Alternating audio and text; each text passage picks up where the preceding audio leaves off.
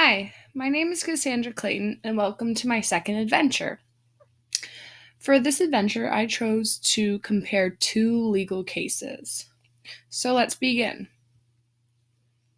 The two cases I chose were case number one is OCT versus Campbell.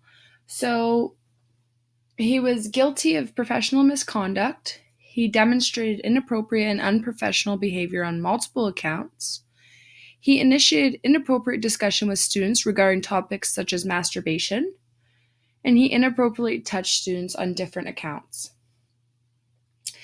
In case number two, OCT versus Grima, he was guilty of professional misconduct in subsections 30, number 2, and 41.1 of the OCT Act.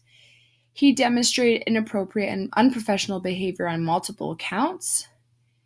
He engaged in physical and sexual abuse with students, and he violated appropriate professional boundaries with students. More specifically, he signed a student out of class on multiple occasions because she was in pain from an injury.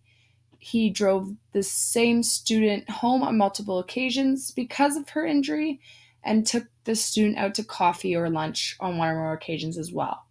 He also engaged in inappropriate physical contact with student one by kissing student one on the cheek at least once. Although student one's parents were aware of all the foregoing contact with the member, student one's parents and student one saw the member as a mentor and father figure and advised the board of this.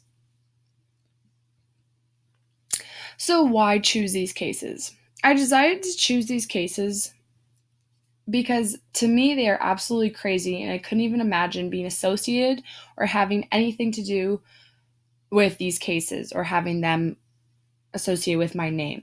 They are both somewhat similar in a way, however, they each have very different viewpoints, which I found to be extremely interesting, and that's why I chose to compare the two. I also chose these cases because I wanted to gain knowledge about the laws that protect Ontario teachers and the implications that occur.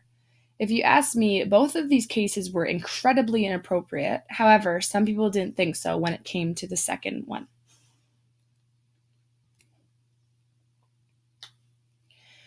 So, what significance does these cases have to me as an Ontario teacher? So, it makes me aware of violations of the OCT Act and Educational Act. It gives me a better understanding of the process of investigation. It's important to know what would happen in the event something were to go wrong. It's to ensure I know my duty to report. It guarantees my knowledge of boundaries. It gives me awareness of who protects me as an Ontario teacher, being the Federation, the OCT, and it also ensures my students are safe inside and outside of the classroom. And lastly, it gives me signs to look out for that the student or other teachers could be exhibiting, notifying me that a student is in danger. It's also important to recognize the ethics and standards of practice. So, moving on to legal implications. So, the legal implications in both these cases were somewhat similar.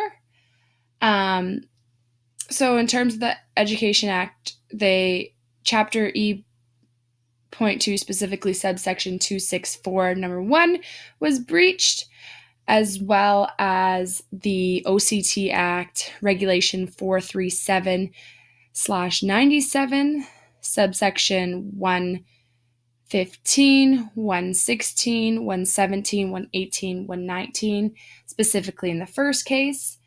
And in the second case, the same thing for the Education Act, Chapter E.2, specifically subsection 264, variant 1, and the OCT Act, subsections 30, number 2, and 41.1.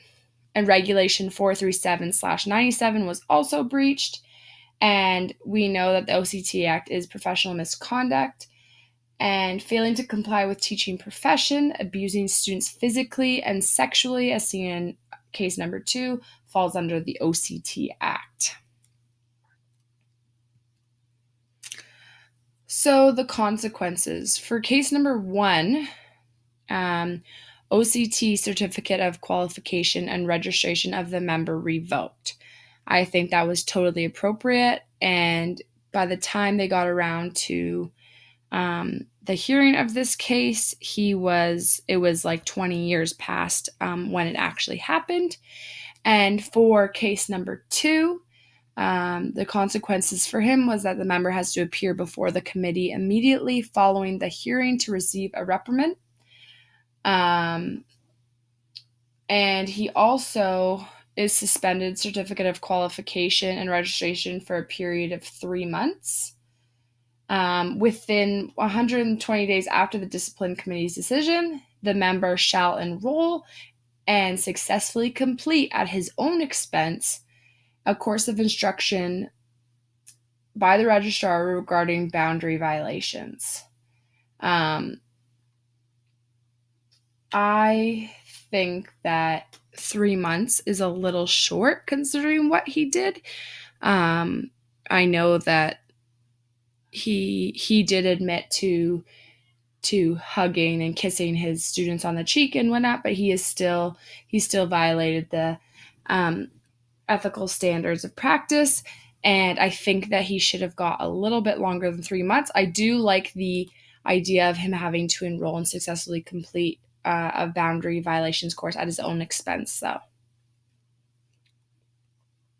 And that brings me to the end. So thank you very much for listening to my adventure too, and have a good one.